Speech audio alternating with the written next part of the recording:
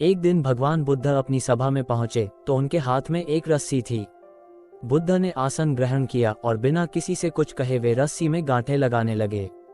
वहां उपस्थित सभी लोग ये देख सोच रहे थे कि अब बुद्ध आगे क्या करेंगे। तभी बुद्ध ने सभी से एक प्रश्न किया, मैंने इस रस्सी में 3 गांठें लगा दी हैं। अब मैं आपसे ये जानना चाहता हूं कि क्या यह वही रस्सी है जो गांठें लगाने से पूर्व थी।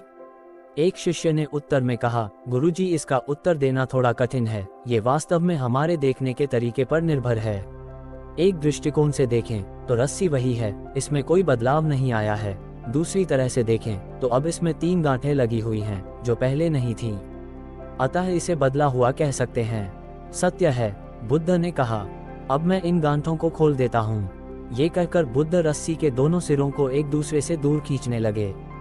उन्होंने पूछा, तुम्हें क्या लगता है, इस प्रकार इन्हें खींचने से क्या मैं इन गांठों को खोल सकता हूँ?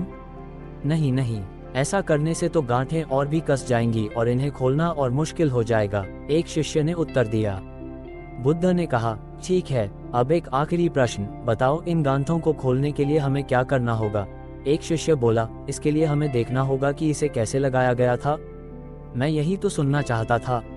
प्रिय शिष्यों, जिस प्रकार रस्सी में गांठ लग जाने पर भी उसका बुनियादी स्वरूप नहीं बदलता, उसी प्रकार मनुष्य में भी कुछ विकार आ जाने से उसके अंदर से अच्छाई के बीज खत्म नहीं होते।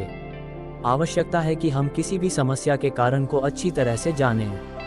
निवारण स्वतः ही प्राप्त हो जाएगा। महात्मा बुद्ध ने अपनी बात पूरी की।